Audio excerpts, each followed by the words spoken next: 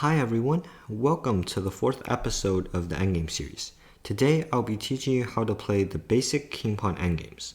This will ensure that you can take home the full point when winning and salvage half when you're on the verge of defeat. The ultimate goal is to eventually queen your pawn. If you succeed in doing that, you can definitely win the game easily. You can't checkmate with just a pawn, so don't bother trying. Okay, so first, before we start, one general thing to keep in mind with all king pawn endgames with only one pawn is you should always keep your king in front of the pawn. Because if your king goes behind your pawn, then your chances of winning are significantly diminished. Okay, so in this first position, it is white to move.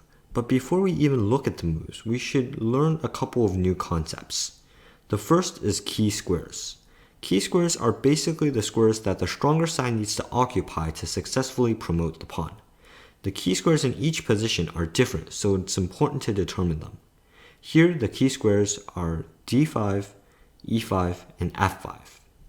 If white can occupy d5, e5, or f5, then he can successfully promote the pawn and win the game. If black can keep white from occupying these three squares, then he can successfully hold a draw. So that brings us into the concept of opposition.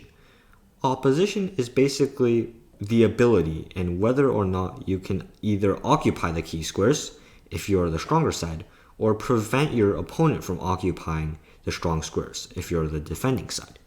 So here it is black to move. And if it's black to move, it's said now that white has the opposition. Why? Well, black must relinquish control over one of these three key squares. It doesn't really matter where he goes.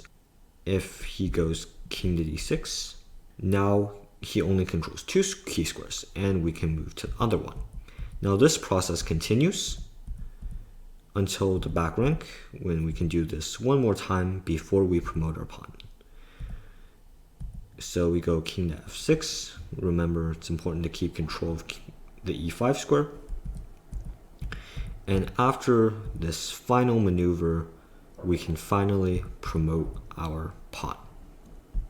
Okay, so this is the second position, and it's actually the exact same position as the first position, but this time it's white to move, which means that black has the opposition.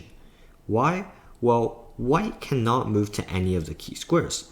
That means he must move to somewhere else, say d4. But now, since there are only two key squares now, black can go king to d6 and keep control over both of them. Now, if you were to try to occupy one of the key squares yourself, that would backfire on you because now white gets to occupy his key square and you're pushed back, and now white has the opposition and you have to relinquish control over one of the new key squares. So remember, if you're defending, you're trying to keep your opponent from going to the key squares, not go to the key squares yourself. So after king to d6, white can go e4, king to e6, and after a sequence like this, we can see that this is a draw. Now, important pitfalls to be aware of. Here, you should only go king e6 if you're defending.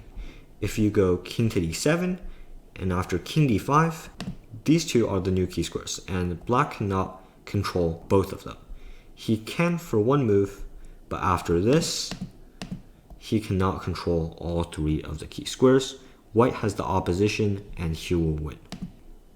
Alright, so this is our third position, and this is the first position where I'm going to ask you to pause your videos at home and see if you can solve this yourself. It is white to move, and he is trying to win.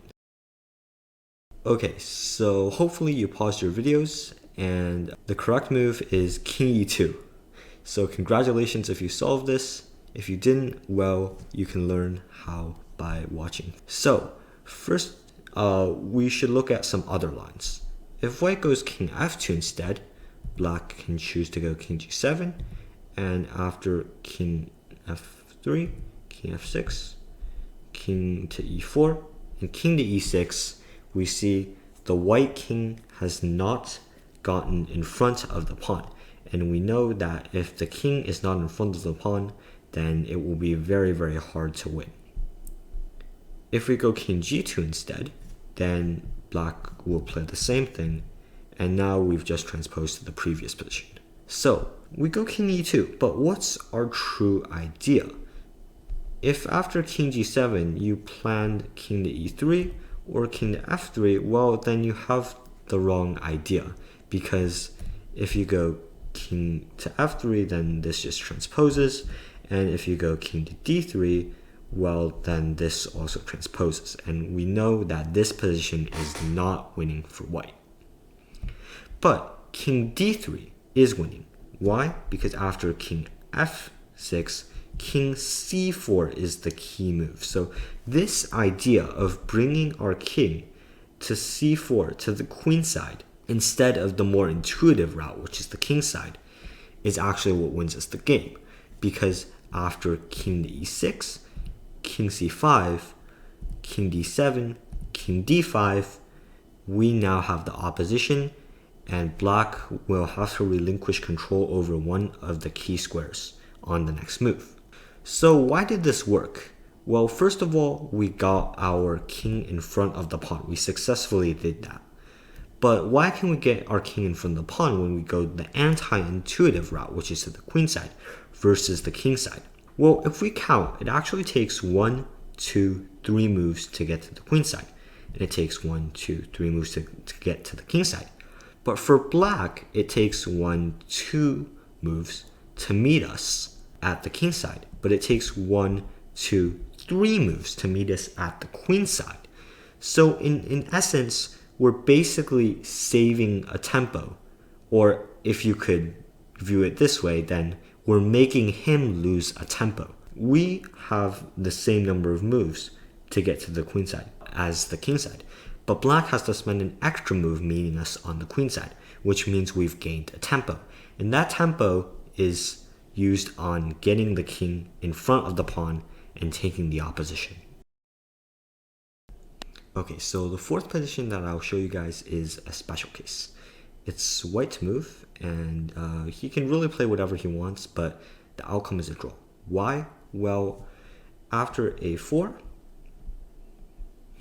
and king a8, king a6, white has the opposition. But after king b8, we cannot actually control the other square that we would like to go to. There's no like square before a. There's no there's no file before a. So the key squares in essence are actually just these two. And black can always control 2 key squares, but he can't control 3. That's why this position is a draw. You can do whatever you want, but as long as black keeps his king on a8, then it's a draw.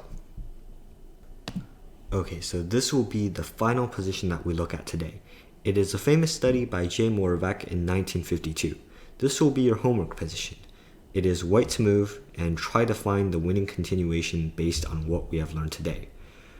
I will review this position in great length, in great detail in the next video, in part 2 of King Pawn Endgames. Thanks for watching, guys. Remember to like, subscribe, comment, and I'll see you guys in the next video.